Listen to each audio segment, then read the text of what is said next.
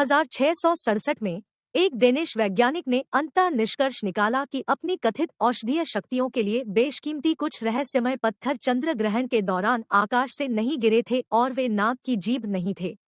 वास्तव में वे जीवाश्म दांत थे, जिनमें से कई प्रागैतिहासिक प्रजातियों से संबंधित थे जिन्हें मेगालोडन कहा जाता था। अब तक जीवित रहने वाली सबसे बड़ी शार्क। तो यह कैसा था जब मेगालोडन ने समुद्र पर शासन किया था? और किस कारण से यह दुर्जय शिकारी विलुप्त हो गया? क्योंकि उनके कंकाल कार्टिलाजिनस थे, मेगालोडन के कई अयाल ज्यादातर बिखरे हुए सुराग हैं, जैसे कुछ पृथक कशेरुक और उनके बहुत सारे एनामल संरक्षित दांत। कई शार्कों की तरह मेगालोडन भी अपने जीवन के दौरान हजारों दांतों को गिरा सकते हैं और उनकी जगह ले सकते हैं। यह मेरे लिए दिलचस्प है। कुछ जीवाश्म स्थलों में विशेष रूप से बड़ी संख्या में छोटे मेगालोडन दांत पाए जाते हैं। विशेषज्ञों का मानना है कि ये वे नर्सरी थी जो नवोदित मेगालोडन की अनगिनत पीढ़ियों को सहारा देती थी। बेजोड़ वयस्क समुद्री शिकारी बनने से पहले वे आश्रय और भोजन से भरे उथले पानी में बड़े हुए। महान सफेद शार्क के दांतों के साथ समानता को देखते हुए वैज्ञानिकों का अनुमान है कि मेगालोडन 20 मीटर तक फैला हो सकता है, जो महान वाइटिएस से 3 गुना अधिक लंबा है। और उनके शासनकाल के दौरान, जो लगभग 20 मिलियन वर्ष पहले शुरू हुआ, मेगालोडन लगभग हर जगह रहते थे। साथ ही व्यक्ति संभावित रूप से ट्रांसोशनिक प्रवास भी कर रहे थे। दुनिया गर्म थी और महासागर जीवन से भरपूर था। ऊदबिलाव और डुगोंग नवगठित केल्प वनों में पनपे और बेलन व्हेल अपने सबसे विविध रूप में थे। मेगालोडन के पास उच्च ऊर्जा खाद्य विकल्पों की कोई कमी नहीं थी और ऐसा लगता है कि वे महत्वाकांक्षी खाने वाले थे। आमतौर पर चूंकि मांसाहारी प्रोटीन युक्त मांस खाते हैं, इसलिए कुछ नाइट्रोजन आइसोटोप उनके दांतों के इनेमल सहित ऊतकों में जमा हो जाते हैं। मेगालोडन दांतों का विश्लेषण करते हुए वैज्ञानिकों ने पुष्टि की कि वे शीर्ष शिकारी थे जो न केवल बड़ी शिकार प्रजातियों को खाते थे, बल्कि अन्य शिकारियों को भी खाते थे, शायद एक दूसरे को भी।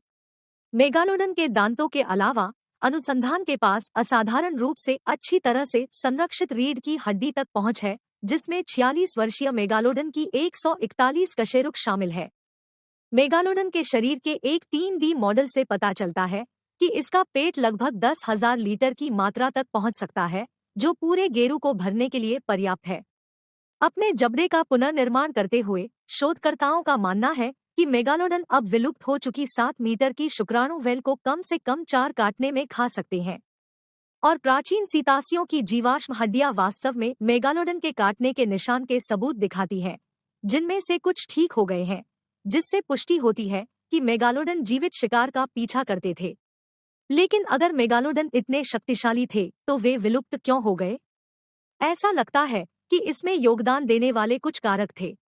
लगभग 3.5 लाख साल पहले जब वे गायब हुए, तब तक वैश्विक जलवायु ठंडी हो गई थी, जिससे अधिक ग्लेशियर बने और समुद्र का स्तर गिर गया। इससे कई तटीय आवास सूख गए, जिसका अर्थ है कि दुनिया के कुछ सबसे अधिक संसाधन संपन्न समुद्री स्थल नष्ट हो गए। सभी समुद्री मेगाफोना का लगभग 1/3 अंततः विलुप्त हो गया, इसलिए कम शिकार प्रजातियां उपलब्ध थी। और मेगालोडन को पहले से ही अपने आकार और अपने शरीर के तापमान को नियंत्रित करने के लिए उपयोग किए जाने वाले तंत्र के कारण उच्च ऊर्जावान मांगों का सामना करना पड़ा। पर्यावरणीय परिवर्तनों ने मेगालोडन को असुरक्षित बना दिया और तेजी से शिकार पर हमला करने की अनुमति दी। ग्रेट व्हाइट शार्क सहित अन्य शिकारियों के साथ प्रतिस्पर्धा में डाल दिया है। क्योंकि मेगालोडन अत्यधिक गतिशील शिकारी थे, उनके विलुप्त होने के वैश्विक परिणाम हुए। उनकी लंबी दूरी की यात्रा के खत्म होने से संभवतः विभिन्न पारिस्थितिक तंत्रों के बीच पोषक तत्वों का परिवहन बाधित हो गया और कई जानवर अचानक उनके काटने के अत्यधिक शिकारी दबाव से मुक्त हो गए। दिलचस्प बात यह है कि कुछ समुद्री स्तनधारियों का आकार बाद में नाटकीय रूप से घट गया, जिसे शायद आंशिक रूप से बर्दाश्त किया गया था क्योंकि वे अब इतने बड़े अस्तित्व संबंधी खतरे से नहीं निपट रहे थे। यह जानते हुए कि शीर्ष शिकारियों की गिरावट पूरे पारिस्थितिकी तंत्र को अस्थिर कर सकती है, संरक्षणवादी आज के शार्क को मनुष्यों के कारण इसी तरह के भाग्य का सामना करने से रोकने के लिए काम कर रहे हैं। और इस बीच मेगालोडन पारिस्थितिक परस्पर निर्भरता का एक विशाल प्रमाण बना हुआ है और लाखों वर्षों की हड्डियां अच्छी तरह से काटी गईं और पानी अच्छी तरह से भटक गया। शार्क में सदैव विस्मय और श्रद्धा का भाव रहा है।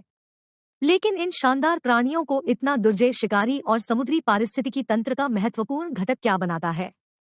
इन वीडियो से इन प्राचीन और शक्तिशाली प्राणियों के बारे में जानें।